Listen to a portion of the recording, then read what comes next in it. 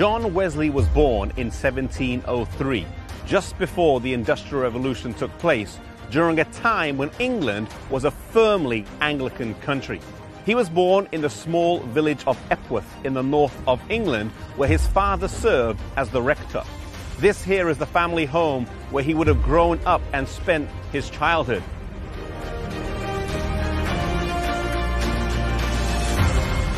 His mother bore 19 children in total, and the most famous of the others was Charles Wesley. Both of the parents were spiritual people and ran the home according to strict rules. No eating in between meals, and once a week they had an interview with their mother for the purpose of spiritual instruction.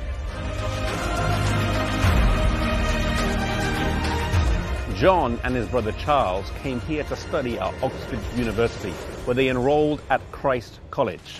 Many of the great movements of this world have been born at universities, and although he did not know it at the time, John Wesley was about to be part of this phenomenon.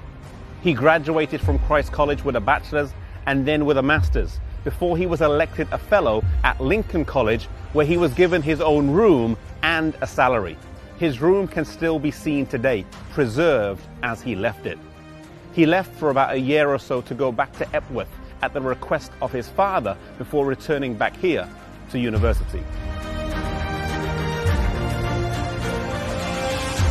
It was on his return that he found his brother Charles had started a small club for the purpose of Bible study and in pursuit of Christian life. Each member took vows to lead holy lives, pray daily, take communion weekly, and visit prisons regularly. The group was incredibly practical, preaching, educating, relieving jail debtors where possible, and caring for the sick. They would fast every Wednesday, and on each day they would meet from 6 to 9 p.m., and the name that they were called was the Holy Club. However, this is not what they became known by. In 1733, an unknown author wrote in a pamphlet and described them as the Oxford Methodists, and slowly this name began to stick. It was also here that John Wesley's paths would cross with another man who would go on to have a huge impact, George Whitefield. George Whitefield graduated from Pembroke College, and when he finished university, rather than settle in a parish, he immediately began preaching, becoming an itinerant preacher and evangelist. He traveled all over England, in particular in Bristol, where he spent some time with John Wesley, and they both did open-air preaching. Both the Wesleys and Whitefield would spend time in America, but with differing results in their ministries. John Wesley went to Georgia, but it did not go very well, and he returned home to England. George Whitefield traveled to America on 7 different occasions, had much success, and was well liked. He was involved in the Great Awakening that took place in the 1700s, a great religious revival, and is also remembered as one of the first that preached to those enslaved. The roots of this far-reaching movement of Methodism go back to a small group Bible study with a handful of students on a university campus. Zechariah chapter 4 verse 10 says, "Do not despise the day of small things. Never underestimate the impact of a small movement with humble beginnings." The Wesleys and Whitefield did not start the Holy Club because they wanted to found a church or travel the world, but because they wanted to change their life and the lives of those around them. I pray that you may seek to make a difference wherever you are, be it at home, work, or school. Do not despise the day of small things.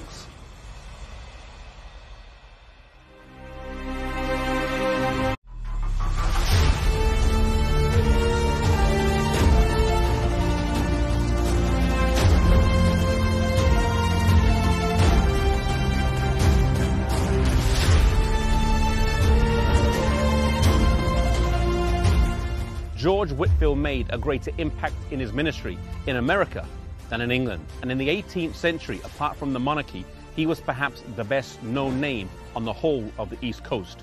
Virtually every man, woman, and child had heard the great itinerant preach at least once. He preached over 18,000 sermons in the course of his life. At the age of 55, in 1770. He was still preaching regularly despite ill health. He once famously said, "I would rather wear out than rust out."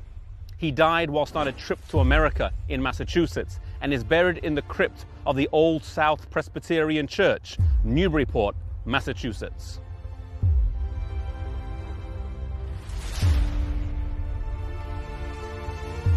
John Wesley, on the other hand, chose to stay here in England, and through the course of his long ministry, he would have a huge impact here. After he settled in London, John Wesley lived in this house here. However, he spent most of his time away from here, traversing the country on horseback, preaching and visiting the numerous small Bible study groups that he had set up. Through the course of his life, it is estimated that he traveled over 240,000 miles on horseback, often reading as he rode so as not to waste time.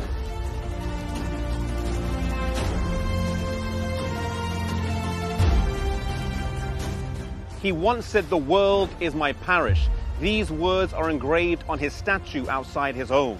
He explained this by saying that wherever he was in the world, it was his duty to witness and minister there.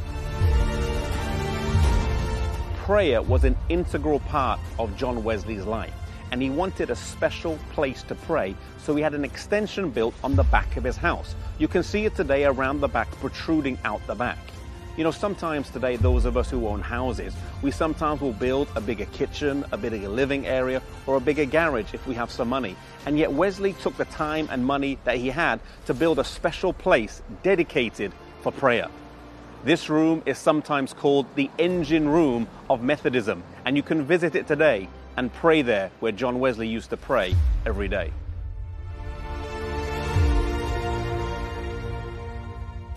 It is sometimes said that big things come in small packages. John Wesley was only 5'3" or 161 centimeters, yet he was a giant of a man. He never intended to start his own denomination, and yet the movement that started as just a collective of small Bible study groups mushroomed into its own denomination. He died on the 2nd of March, 1791, and as he lay dying with his friends surrounding him, he grasped their hands and said repeatedly, "Farewell, farewell."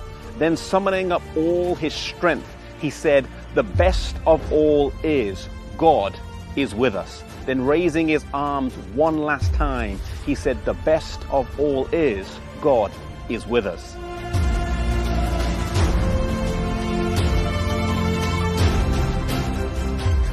To Wesley, it was granted to arouse the church in England from a state of stagnation and backsliding. And yet he was faithful in this duty. Two things that stand out from his life and ministry are the importance of the preaching of the word and the importance of small group Bible study.